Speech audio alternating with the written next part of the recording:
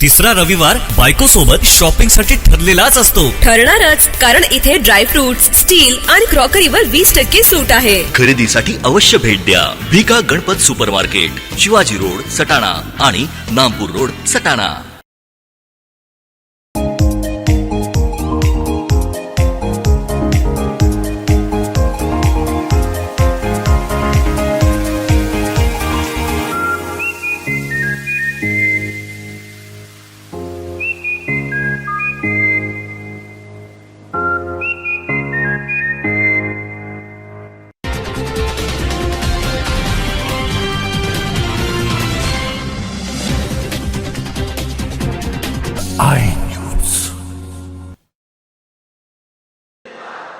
छत्रपति शिवाजी महाराज की, छत्रपति शिवाजी महाराज की, छत्रपति शिवाजी महाराज की. मंच पर उपस्थित भारतीय जनता पार्टी के प्रदेश के अध्यक्ष मान्य श्री चंद्रशेखर बावनकुले जी,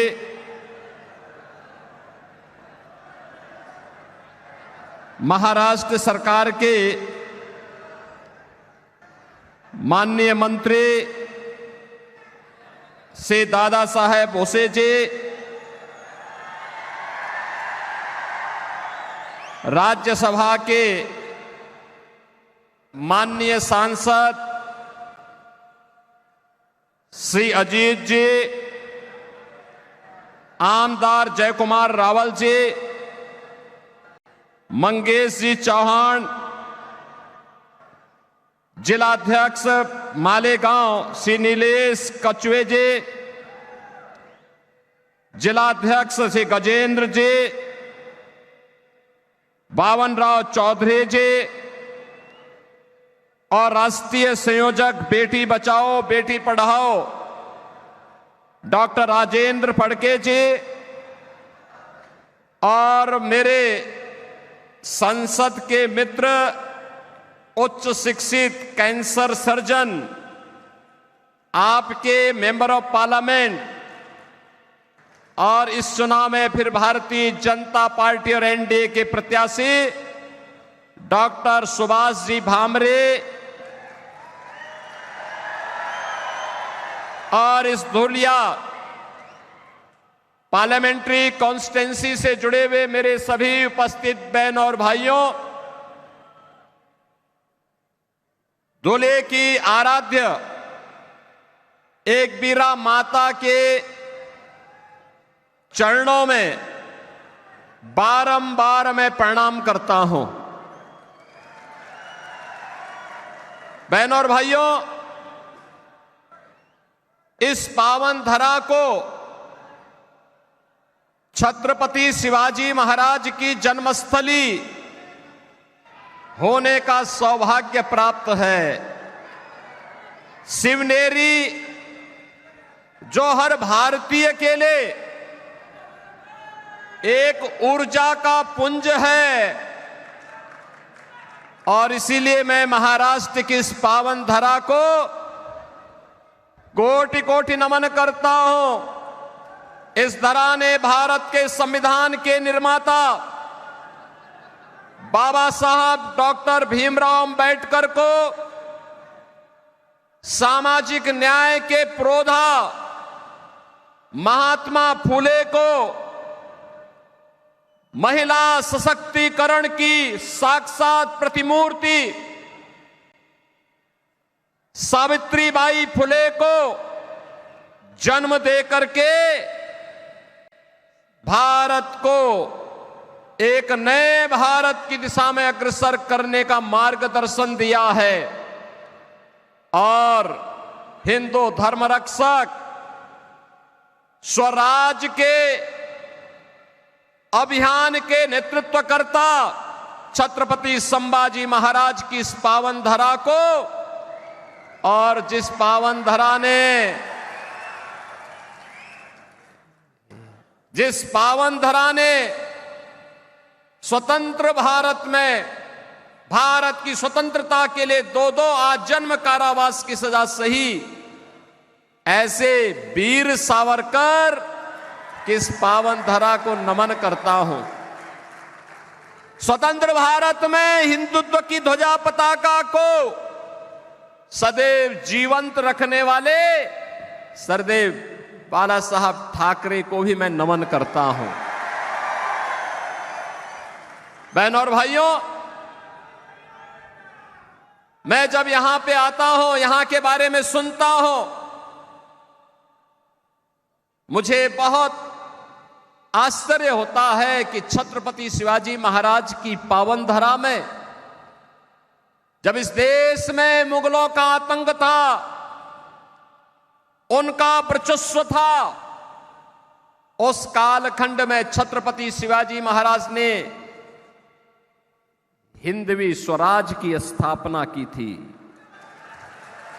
उस कालखंड में जब औरंगजेब हिंदुओं पर जजिया कर लगा रहा था और जो कर नहीं दे सकता था उसका जबरन मतांतरण करा रहा था, उस कालखंड में औरंगजेब के दंभ को चकनाचूर करके छत्रपति शिवाजी महाराज ने हिंदवी स्वराज का झंडा बुलंद करने का काम किया था और हिंदुस्तान के माथे को गर्व के साथ ऊपर उठाने का कार्य किया था।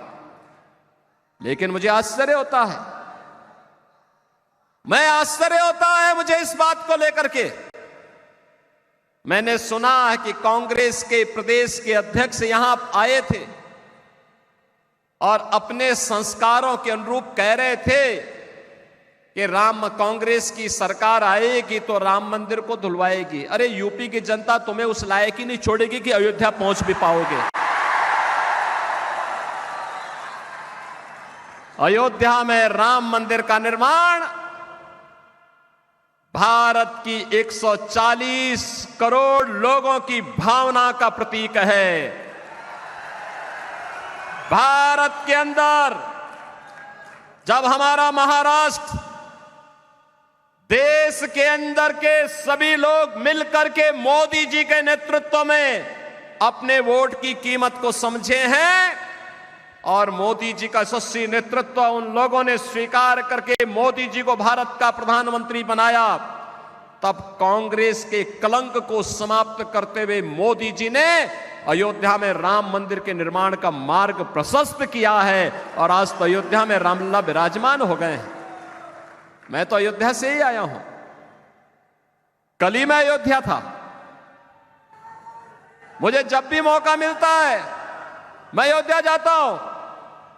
बहनों और भाइयों, ये भारतवासियों के लिए इससे बड़ी गौरव की बात क्या हो सकती है कि 500 वर्षों का इंतजार आज भारत के अंदर समाप्त हुआ। अयोध्या में रामलला फिर से अपनी जन्मभूमि में विराजमान हो गए। राम मंदिर का भव्य निर्माण हो गया है। जो लोग पहले कहते थे, ये कांग्रेस के लोग ही कहते थे ना कि अयोध्या में अगर हिंदुओं के पक्ष में फैसला होगा तो दंगा हो जाएगा, यही कहते थे, धमकाते थे, खून की नदियां बह जाएंगी, भारत पे हमला हो जाएगा। इन लोगों को पता ही नहीं कि नया भारत है, ये नया भारत है। बोलता नहीं है, करके दिखाता है। छेड़ता नहीं है, लेकिन अगर कोई छेड़ता है तो छोड़ता भी नहीं है। हमारा संकल्प था कि रामलला हम आएंगे, मंदिर वहीं। महाराष्ट्र से हजारों की संख्या में कार सेवक आए थे अयोध्या में राम मंदिर निर्माण के लिए, और मैं तो देख रहा था अपने राज्यसभा के हमारे माननीय सांसद श्री अजीत जी, ये तो 6 दिसंबर 1992 को भी वहीं थे, अयोध्या में ही थे। आज उनसे मुलाकात हो रही है। मैंने उनको बोला, मैंने कहा कुछ शकल जान पहचान लगती है आपकी? तब उन्होंने कहा मैं भी 6 दिसंबर को अयोध्या में ही था। बहनों और भाइयों, ये जो लोग कह रहे हैं ना कि कांग्रेस की सरकार आएगी तो राम मंदिर को धुलवाएंगे, रामलला इनको इस लायक ही नहीं छोड़ेंगे कि इनकी सरकार आए। वो नौबत ही नहीं आने वाली है। 4 चरणों के चुनाव संपन्न हो गए, 5वें चरण में आपको मतदान करना है बहनों और भाइयों। और मैं भी कह सकता हूं, पूरे देश के अंदर जो नारा गूंज रहा है, एक ही स्वर है, एक ही स्वर है, और हर ओर से एक ही नारा गूंज रहा है, और वह है कि फिर एक बार, फिर एक बार, फिर एक बार, और अब की बार, अब की बार।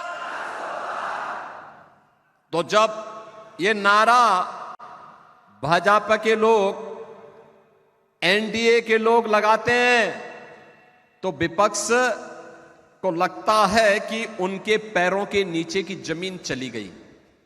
वे पूछते हैं कैसे होगा, तो जनता से पूछते हैं, तो जनता जनार्दन उन्हें क्या जवाब देती है? जनता जनार्दन भी जवाब देती है कि जो राम को लाए हैं, जो राम को लाए हैं, और मोदी जी राम को लाए हैं, तो मोदी जी फिर से आएंगे। कोई संदेह नहीं, कोई संदेह नहीं होना चाहिए बहनों और भाइयों। मैं तो आज आपसे कहने के लिए आया हूं, चुनाव के बहाने चंद्रशेखर बावनकुले जी मुझे यहां लेके आ गए। वैसे गालना में हमारा आश्रम है, मेरे गुरु भाई योगी बिलासनाथ जी वहां विराजमान होते हैं, और मैंने कई बार प्रयास किया, लेकिन बहनों और भाइयों, इसी बहाने मैंने कहा चलो मैं चलता हूं। इस बार मैं जाऊंगा तो मालेगांव के अपने भाइयों को, धुलिया के अपने बंधुओं को, सबको मैं, बहनों और भाइयों को मैं आज अयोध्या में प्रभु राम लला के दर्शन करने के लिए आमंत्रण जरूर दूंगा। बहनों और भाइयों, भारतीय जनता पार्टी आज भारत को आत्मनिर्भर और विकसित भारत बनाने के संकल्प के साथ इस चुनाव में उतरी है। चुनाव हमारे लिए केवल सत्ता प्राप्त का साधन नहीं है।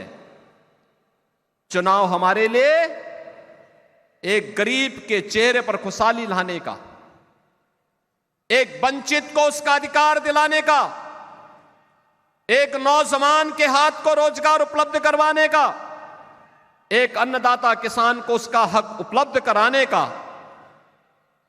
एक बेटी और एक बहन को आर्थिक स्वावलंबन के मार्ग पर अग्रसर करने का, और भारत की विरासत को सम्मान दिलाते हुए विकास के पथ पर भारत को दुनिया के अंदर अग्रणी राष्ट्र के रूप में स्थापित करने का है।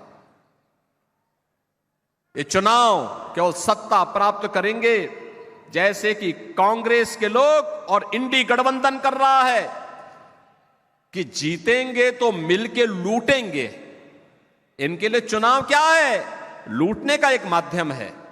हमारे लिए चुनाव जनता जनार्दन की खुशहाली के लिए और भारत को दुनिया की सबसे बड़ी ताकत के रूप में स्थापित करने का एक संकल्प है, और उस संकल्प के साथ हम लोग आगे बढ़ रहे हैं। और यह संकल्प नहीं होता तो क्या पिछले 10 वर्ष में भारत इतनी प्रगति करता? आपने देखा होगा नए भारत को मोदी जी के नेतृत्व में पिछले 10 वर्ष में भारत ने जो प्रगति की है अभूतपूर्व है। बहनों और भाइयों, दुनिया के अंदर सम्मान बढ़ा है। 2014 के पहले क्या स्थिति थी? 2014 के पहले दुनिया के अंदर भारत के प्रति सम्मान का भाव समाप्त हो रहा था, लगातार सम्मान घटता जा रहा था, सीमाएं असुरक्षित थी, घुसपैठ होती थी, आतंकी विस्फोट होते थे, और जब भी मैं तब भी सांसद था, और मेंबर ऑफ पार्लियामेंट के नाते जब हम पार्लियामेंट में इस मुद्दे को उठाते थे तो कांग्रेस की सरकार कहती थी कि आतंकवादी सीमा पार के हैं, हम क्या करेंगे। बहनों और भाइयों, विकास के कार्य ठप पड़े थे, भ्रष्टाचार चरम पे था, गरीब भूख से मरता था, किसान आत्महत्या करता था, नौजवान पलायन करता था, बेटी और व्यापारी सुरक्षित नहीं थी और हर हिंदू पर्व और त्योहार के पहले दंगे हो जाते थे। यही होता था ना। लेकिन बहनों और भाइयों, 14 के बाद कैसे परिवर्तन हुआ है। आज दुनिया के अंदर सम्मान बढ़ा है, सीमाएं सुरक्षित हुई हैं। सीमाएं सुरक्षित होने के साथ साथ आतंकवाद और नक्सलवाद पर नकेल कसी गई है। अब तो जोर से कहीं पर पटाखा फट जाए ना तो सबसे पहले पाकिस्तान सफाई देता है, कहता मेरा हाथ नहीं है। अब ये सीमा पार का आतंकवाद समाप्त। पाकिस्तान कहता है मेरा हाथ नहीं है, बकस दो बस एक बार, अब कुछ नहीं कर रहा मैं। और पाकिस्तान, मैं तो कहना चाहता हूं, जो लोग पाकिस्तान के समर्थन में बात करते हैं ना, इनको पाकिस्तान ही भेज देना चाहिए, जाए वहां भीख मांगे। देख रहे हो वहां पे भारत 80 करोड़ लोगों को पिछले 4 वर्ष से फ्री में राशन दे रहा है और मोदी जी ने कहा अगले 5 वर्ष तक देंगे। और पाकिस्तान में लोग भूखों मर रहे हैं। पाक अधिकृत कश्मीर में किस प्रकार का नजारा है, अराजकता है। लोग 1 किलो गेहूं के लिए लड़ रहे हैं, आटा के लिए लड़ रहे हैं, आपस में मारपीट कर रहे हैं, आगजनी हो रही है, तोड़फोड़ हो रही है। और मैं तो कहूंगा इन पाकिस्तान परस्तों से जाए पाकिस्तान में भीख मांगे, पाकिस्तान में कंगाल बन करके, वहां पर इनके दिमाग ठिकाने न लग जाए तो अपने आप ठीक हो जाएंगे। बहनों और भाइयों, खाएंगे भारत के अंदर और जो गाएंगे पाकिस्तान का, उनके लिए हिंदुस्तान में कोई ठिकाना नहीं होना चाहिए, कोई ठिकाना नहीं होना चाहिए। जो लोग कहते हैं मोदी जी ने क्या किया है, बहनों और भाइयों, उनको सबसे पहला जवाब दीजिए, उनको सबसे पहला जवाब दीजिए कि जितनी पाकिस्तान की आबादी है उससे ज्यादा लोगों को मोदी जी ने 10 वर्ष में गरीबी रेखा से उभार करके खुशहाल जीवन जीने के लिए एक मार्ग प्रशस्त किया है। उनको बताइए, पाकिस्तान की आबादी 23 करोड़ और मोदी जी ने 25 करोड़ लोगों को गरीबी से उभारा है। यह है नया भारत। बहनों और भाइयों, आयुष्मान भारत 60 करोड़ लोगों को 5 लाख रुपए की सुविधा, और मोदी जी ने कहा है कि 70 वर्ष से ऊपर के हर एक वृद्ध नागरिक को, वृद्धजन को 5 लाख रुपए प्रतिवर्ष आयुष्मान भारत की सुविधा उपलब्ध करवाएंगे, स्वास्थ्य की सुविधा उपलब्ध करवाएंगे, फ्री में उपलब्ध करवाएंगे। बहनों और भाइयों, 50 करोड़ गरीबों के जनधन अकाउंट खुले हैं। 12 करोड़ अन्नदाता किसानों के लिए किसान सम्मान निधि, 12 करोड़ गरीबों के घर में शौचालय बने हैं। एलपीजी का सिलेंडर जो कांग्रेस के समय में मिलता नहीं था, पैसा देके भी नहीं मिलता था, मोदी जी ने 10 करोड़ घरों को फ्री में उपलब्ध करवाने का काम किया है। और 4 करोड़ गरीबों के मकान बन गए हैं और बाकी जितने बचे हैं अगले 5 वर्ष में मोदी जी ने कहा उन सब के लिए भी एक एक प्रधानमंत्री आवास उपलब्ध करवाने का काम करेंगे। बहनों और भाइयों, एक तरफ गरीब कल्याण की योजनाएं और दूसरी ओर इंफ्रास्ट्रक्चर। अरे महाराष्ट्र का तो सौभाग्य है, मोदी जी के नेतृत्व में आदरणीय नितिन गडकरी जी ने इंफ्रास्ट्रक्चर का ऐसा जाल बिछाया है, ऐसा जाल बिछाया है, दुनिया देखती रह जाती है। हाईवे, वर्ल्ड क्लास हाईवे, 4 लेन, 6 लेन, 8 लेन, 12 लेन, कि एक्सप्रेसवे बन रही है, हाईवे बन रहे हैं, एयरपोर्ट बन रहे हैं, IIT, IIM, AIIMS, triple IT, NIT, world class university, हर घर नल की योजना, और हर घर में नल होगा, नल में जल होगा, जल भी आरओ का होगा। यह भी मोदी जी के नेतृत्व में आज पूरे देश के अंदर लागू हो रहा है। और बहनों और भाइयों, ये तो मैं आपको धन्यवाद देने के लिए आया हूं। आपने यहां पर डॉक्टर सुभाष जी भामरे को अपना मेंबर ऑफ पार्लियामेंट बनाया था और बना रहे हैं। एक पढ़ा लिखा इंसान, कैंसर सर्जन, उच्च शिक्षित कैंसर सर्जन, वह तो इन सब के बारे में जानता है। संसद में, विभाग, मंत्रालयों में इन मुद्दों को उठाता है, संसद में मुद्दों को उठाता है, उन योजनाओं को यहां पे लेकर के आने का काम करता है। एक तरफ यह भारत और दूसरी तरफ कांग्रेस के नेतृत्व में इंडी गठबंधन। बहनों और भाइयों, एक बात बताऊं मैं आपको, ये जो कांग्रेस है ना, हमें एक गफलत छोड़ देनी चाहिए कि ये कांग्रेस महात्मा गांधी वाली कांग्रेस है। ये महात्मा गांधी वाली कांग्रेस नहीं है। ये कांग्रेस वह कांग्रेस नहीं जिसको सरदार पटेल ने, लोकमान्य तिलक जी ने जिस कांग्रेस को नेतृत्व दिया था, ये कांग्रेस सोनिया कांग्रेस है, सोनिया कांग्रेस, राहुल कांग्रेस है। ये कांग्रेस अब इसका जो परिवर्तित रूप है, ये परिवर्तित रूप इसका क्या है? ये परिवर्तित रूप है, यह अपने आप तो कुछ कर नहीं सकती, इसने किया भी नहीं है, ये करना भी नहीं चाहती है, लेकिन यह इसका जो घोषणा पत्र है, इलेक्शन मैनिफेस्टो जो इन्होंने जारी किया है, अगर इनके इलेक्शन मैनिफेस्टो को अगर आप देखेंगे तो बहनों और भाइयों, आपको लगेगा कि ये मुस्लिम लीग का मैनिफेस्टो है, कांग्रेस का नहीं लगेगा। दूसरा, इस पे इसने जो घोषणाएं की है, ये कहती है दो तीन चीजें इतनी खतरनाक हैं। पहला, यह अनुसूचित जाति, जनजाति और पिछड़ी जाति को मिलने वाले आरक्षण पर सेंध लगाना चाहती है, और इसके लिए यह आपके आरक्षण के अधिकार को मुसलमानों को देना चाहती है। क्या अनुसूचित जाति और पिछड़ी जाति के हिंदुओं को मिलने वाला आरक्षण आप कांग्रेस को देना चाहेंगे? कांग्रेस के माध्यम से मुसलमानों को देना चाहेंगे क्या?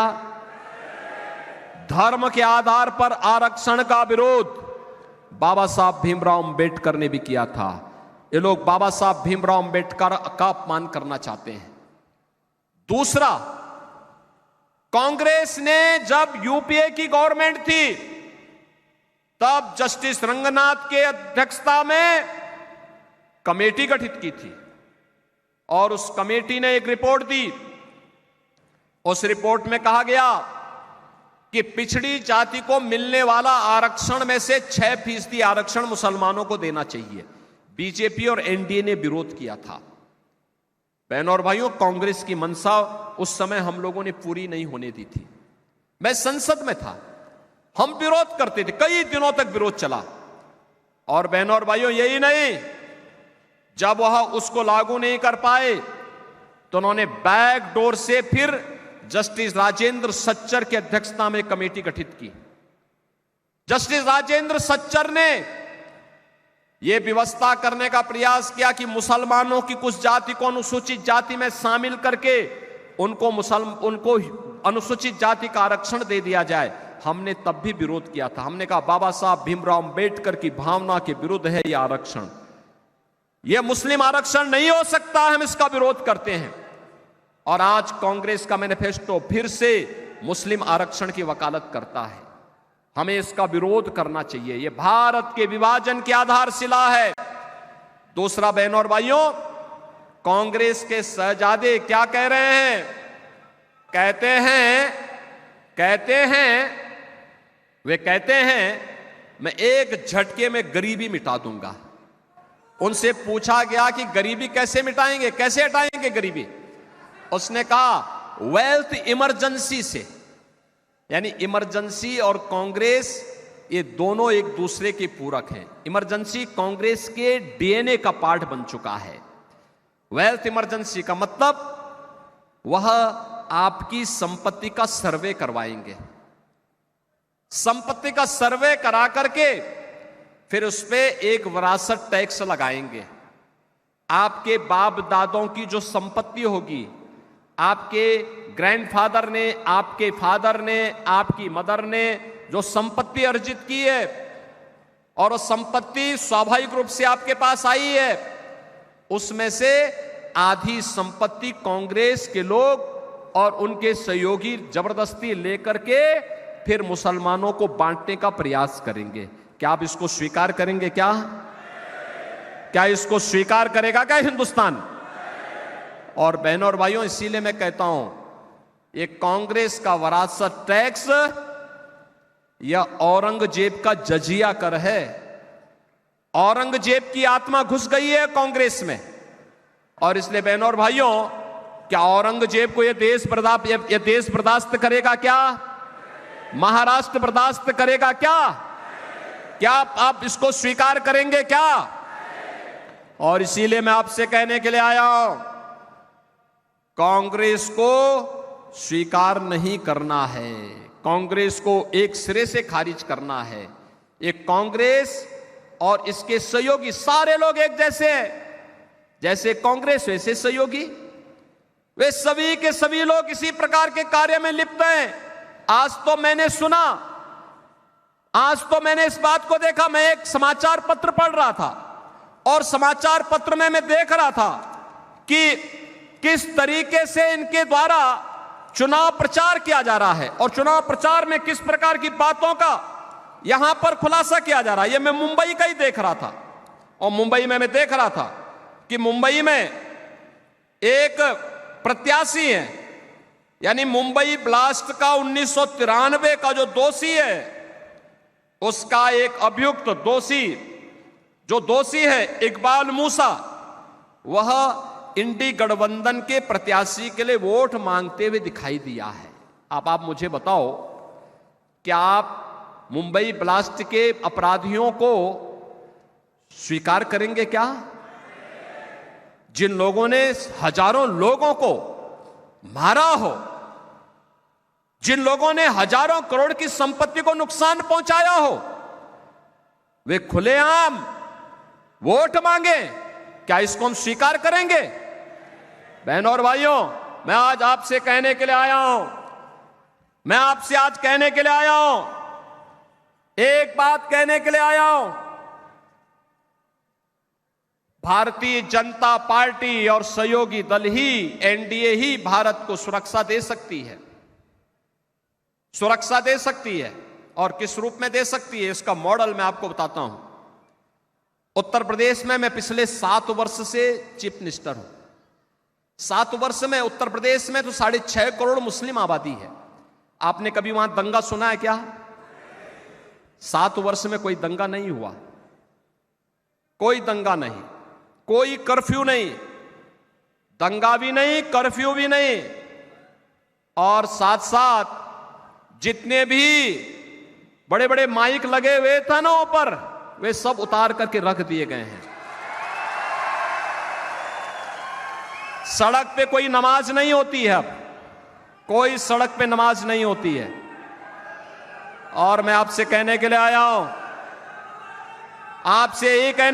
हूं, मैं, बहनों और भाइयों, अगर हमने अयोध्या में रामलला को विराजमान किया है, तो जितने दंगाई थे, जितने बड़े बड़े माफिया कांग्रेस ने और समाजवादी पार्टी ने वहां पाले हुए थे, इन सब की हमने राम नाम सत्य है की यात्रा भी निकाल दी है। ये सब निकल गए, सब गायब हो गए। कुछ लोग तो बोलते थे कि साहब बस हमें जेल डाल दीजिए। हमने कहा जेल नहीं, तुम्हारी जगह तो जहन्नुम है, जहन्नुम। और इसलिए बहनों और भाइयों, मैं आप सभी से ही कहने के लिए आया हूं, कांग्रेस की घोषणा पत्र में एक और बात लिखी गई है। और वह लिखी गई है कि अगर कांग्रेस नेतृत्व की सरकार बनेगी तो कांग्रेस अल्पसंख्यकों को उनकी रुचि के अनुसार खान पान की स्वतंत्रता देगी। बहनों और भाइयों, मैं पूछना चाहता हूं, ऐसा कौन सा खान पान है जो बहुसंख्यक और अल्पसंख्यक जिसमें मत भिन्नता रखते हैं? वह केवल गौ मांस है। हिंदू जो भी होगा वो कहेगा कि नहीं, गाय हमारी माता है, जन्म जन्म का नाता है। हमारे पास तो उदाहरण है छत्रपति शिवाजी महाराज का। जब गौ हत्यारे को उन्होंने देखा कि ये कसाई गौ माता पर बर्बर अत्याचार कर रहा है, तो उसका काम तमाम करवा दिया था उन्होंने। और यही मैं कहने के लिए आया हूं बहनों और भाइयों, ये कहती है कि आएंगे तो गौ हत्या करने की छूट देंगे। क्या आप यहां मालेगांव में और धुलिया में क्या ये कांग्रेसी लोगों को क्या यहां पर गौ कसी करने की, गौ हत्या करने की छूट देंगे क्या? अरे राम मंदिर का जो पुण्य प्राप्त हुआ है आपको, उस पुण्य को गौ हत्या करवा के पाप में नहीं बदलना है। राम मंदिर बना है, मोदी जी का यशस्वी नेतृत्व है, लेकिन श्रेय आपको जाता है क्योंकि आपके वोट से ही मोदी जी प्रधानमंत्री बने हैं। पुण्य तो आपको भी प्राप्त हुआ है और इसीलिए आपसे मैं कहने के लिए आया हूं, यूपी में तो हमने सभी स्लॉटर हाउसेज ही बंद करवा दिए। न रहेगा बांस, न बजेगी बांसुरी। बंद करो इसको। बहनों और भाइयों, मैं आज इसीलिए आपसे कहने के लिए आया हूं, इसीलिए मैं आज आपके पास आया हूं। हमें कोई संदेह नहीं होना चाहिए, कोई संदेह नहीं होना चाहिए। एक ही लक्ष्य होना चाहिए, एक ही भाव होना चाहिए। ये कांग्रेस और इंडी गठबंधन, इनका कोई लक्ष्य नहीं, इनका कोई उद्देश्य नहीं, इनकी कोई नीति नहीं, इनके पास कोई नेता भी नहीं। ये जितने दल हैं उतना ही दलदल में भी हैं। इनके पास देश के लिए किसी प्रकार का कोई इनके पास विजन नहीं है और इसीलिए इनका मिशन भी नहीं है। यह तो केवल और केवल देश के विभाजन की आधारशिला रखना चाहते हैं, देश की कीमत पर सत्ता चाहते हैं। हम देश सर्वोपरि मानते हैं, भारत सर्वोपरि मानते हैं, राष्ट्र के लिए सब कुछ समर्पण, सब कुछ समर्पण। अगर हमारी सत्ता कभी देश के मार्ग में, भारत के नवनिर्माण में, भारत के विकसित भारत की संकल्पना में बाधित बनेगी, हम सत्ता को ठुकराएंगे। पहले भारत के विकसित भारत के निर्माण के मार्ग पर आगे बढ़ेंगे। लेकिन ये कांग्रेस के लोग देश की कीमत पर सत्ता चाहते हैं। हमें इसको स्वीकार नहीं करना चाहिए और इसलिए गुमराह कर रहे हैं, झूठ बोल रहे हैं। केवल इनके पास अब एक ही अस्त्र बचा है और वह बचा है केवल अफवाह फैलाने का, गुमराह करने का, मनगढ़ंत आरोप लगाने का। केवल यही एकमात्र इनके पास बचा हुआ है और इसलिए गुमराह नहीं होना है। हमें तो भारतीय जनता पार्टी और एनडीए के प्रत्याशियों को विजयी बना करके मोदी जी को तीसरी बार देश का प्रधानमंत्री बनाना है। इसलिए बनाना है जिससे छत्रपति शिवाजी महाराज की हिंदवी स्वराज के सपने को हम स्वतंत्र भारत में साकार कर सकें। इसलिए बनाना है जिससे सरदेव बाला साहब ठाकरे के सपनों के साकार करते हुए एक ऐसा भारत बनाना है जिस भारत में खुशहाली हो, जो दुनिया को नेतृत्व देने वाला हो, हमारी बेटी भी और व्यापारी भी सुरक्षित हो, अन्नदाता किसान के चेहरे पर खुशी हो, हर नौजवान के हाथ को कार्य हो। ऐसा आत्मनिर्भर और विकसित भारत बनाना है और इसके लिए भारतीय जनता पार्टी आपके सामने है, एनडीए आपके सामने है। और इसलिए मैं आप सबसे अपील करूंगा, इस सीट पर डॉक्टर सुभाष जी भामरे पहले भी सांसद आपने बनाए थे, आज फिर उनको बना करके भेजना है। और इसीलिए मैं आपसे कहने के लिए आया हूं, मैं आज अयोध्या से अपना कार्यक्रम स्थगित करके सीधे आपके पास आया हूं, आपसे विनम्र अपील करने के लिए इस सीट पर डॉक्टर सुभाष जी भामरे चुनाव विजयी बनकर के जाएं और फिर आपको लेकर के अयोध्या में रामलला का दर्शन करने के लिए आए। मैं उनसे भी कहूंगा, यहां के जितने भी हमारे एमएलएज हैं, इनसे भी कहूंगा ये सब एक साथ आए। मुझे केवल एक बार सूचना दे देंगे, आज अयोध्या नई अयोध्या बन गई है बहनों और भाइयों। ऐसे लगता है जैसे भगवान राम के समय की अयोध्या फिर से आ गई हो। बहुत अच्छी कनेक्टिविटी हमने दे दी है, बहुत अच्छी व्यवस्था कर दी। जो लोग अयोध्या गए होंगे पिछले 3 महीने में, उनको वहां की व्यवस्था अच्छी लगी होगी ना, कोई दिक्कत तो नहीं आई वहां। जो गए थे वे अभिभूत होकर के आए हैं, अंतःकरण से अपने पूर्वजों का धन्यवाद करके आए हैं कि जिस कार्य के लिए उन्होंने संघर्ष किया था, आज रामलला को देख करके आ रहे हैं। और अयोध्या एक नई अयोध्या के रूप में है, और उस नई अयोध्या के लिए मैं आपको आमंत्रित करने के लिए भी आया हूं। अयोध्या का दर्शन एक बार जरूर करिए, आप आइए, और जब आना हो तो मुझे एक बार सूचना जरूर दे दीजिए। बाकी आपकी कोई समस्या नहीं होगी, सारी समस्या का समाधान हम अपने आप करेंगे। मेरी आपसे अपील होगी कि डॉक्टर सुभाष जी भामरे को कमल चुनाव चिन्ह पर, परसों 20 मई को ही इलेक्शन है, और एनडीए के प्रत्याशी जहां भी है पूरे महाराष्ट्र के अंदर, उन सभी 13 सीटों पर एनडीए के प्रत्याशियों को भारी बहुमत से विजयी बना करके भेजे। बहनों और भाइयों, इस बार का चुनाव ऐतिहासिक होना चाहिए। जीत तो पक्की है, लेकिन जीत ऐतिहासिक भी होनी चाहिए। ऐतिहासिक विजय के लिए मैं आया हूं। डॉक्टर सुभाष जी भामरे को ऐतिहासिक विजय बना के भेजेंगे। मालेगांव बोलो, धुलिया बोलो, जिता के भेजेंगे भारी बहुमत से। पीछे के हाथ भी ऊपर दिखने चाहिए। मुझे बताओ, आश्वस्त करो, सभी लोग सहमत हैं? जिता के भेजेंगे। चुनाव के दिन कमल ही कमल दिखना चाहिए। दिखेगा तो फिर मेरे साथ बोलेंगे, भारत माता की, भारत माता की, भारत माता की, छत्रपति शिवाजी महाराज की, छत्रपति शिवाजी महाराज की। जय श्री राम, जय श्री राम, जय जय श्री राम।